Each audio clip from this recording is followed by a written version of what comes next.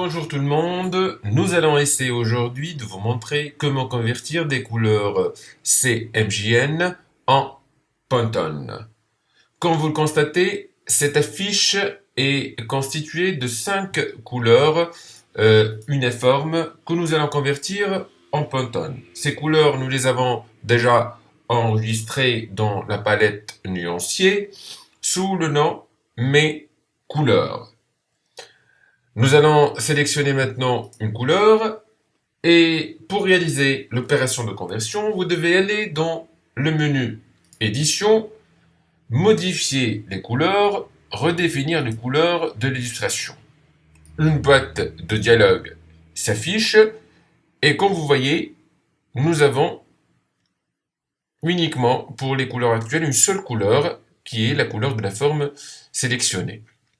Donc cette couleur, comme vous voyez ici, nous avons les pourcentages en CMJN. Et pour procéder à la conversion de cette couleur en Pantone, vous allez cliquer sur le bouton qui est sous forme de grille et qui va limiter le groupe de couleurs aux couleurs d'une bibliothèque de nuances. Donc vous cliquez dessus et vous allez directement dans Catalogue de couleurs. Comme vous voyez, ici, nous avons plusieurs catalogues de temps direct. Vous pouvez bien sûr choisir le catalogue qui vous convient le mieux. Dans notre cas, nous allons utiliser les Pantone.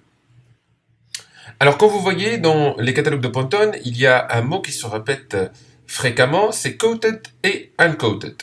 Nous allons choisir tout d'abord d'utiliser le catalogue des Pantone solides et essayons tout d'abord de faire la différence entre Pantone coated et Pantone uncoated et on va vous expliquer par la suite pourquoi on a opté pour ce catalogue. La différence entre Pantone Coated, Pantone C, ou Pantone Uncoated, Pantone U, dépend de la nature du papier que vous allez utiliser lors de l'impression. Si vous allez choisir le Pantone Coated, c'est que vous allez faire l'impression sur du papier couché. Alors, si vous choisissez le Pantone Uncoated, c'est que vous allez choisir de faire l'impression sur du papier non couché. Mais quelle est la différence entre couché et non couché? Le papier couché, coated, ou papier d'impression, se voit recouvrir de couches de produit pour obtenir un résultat mat ou brillant. Ainsi, l'encre sera moins absorbée et les couleurs sont plus vives. Le papier non couché, uncoated, ou papier à lettres, n'est pas recouvert de couches de produit. Sa surface est plus rugueuse, ainsi l'encre est plus absorbée, ce qui fait que les couleurs sont moins vives. Nous allons maintenant convertir nos 5 couleurs. Alors, dupliquons cette palette et vous allez dans le menu Édition, modifier les couleurs, redéfinir les couleurs de l'illustration. Comme vous voyez ici, nous avons nos 5 couleurs sélectionnées. Vous allez dans limite de groupe des couleurs aux couleurs d'une bibliothèque nuancée, cliquez dessus, catalogue, et vous allez choisir le Pantone Solid Coated ou Uncoated. Alors, pourquoi le Pantone Solide? Le Pantone Solide revient au fait que les couleurs de ce pantonnier possèdent une référence unique, ce qui donne l'avantage d'offrir certaines couleurs qui ne peuvent être reproduites avec les autres modes couleurs, exemple CMJN ou RVB. Ici, nous allons choisir le Pantone Solid Coated, ça veut dire que nous allons faire l'impression sur du papier couché, mat ou brillant.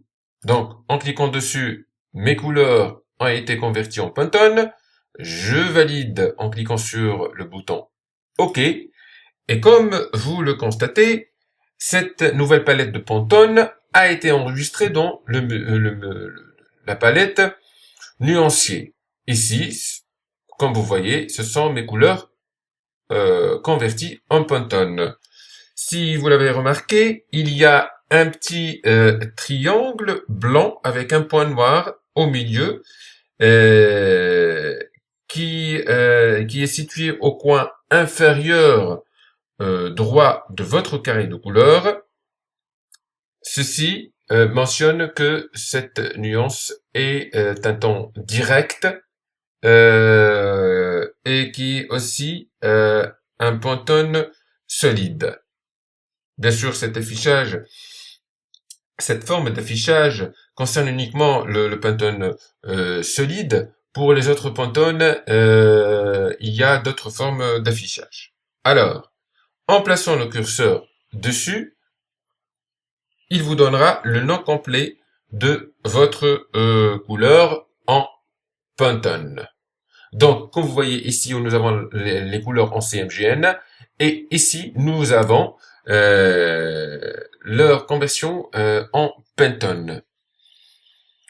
Donc, ce qui nous reste, il ne reste maintenant qu'à convertir les différentes couleurs de votre affiche en, bien sûr, sélectionnant un par un les différentes formes et en changeant les couleurs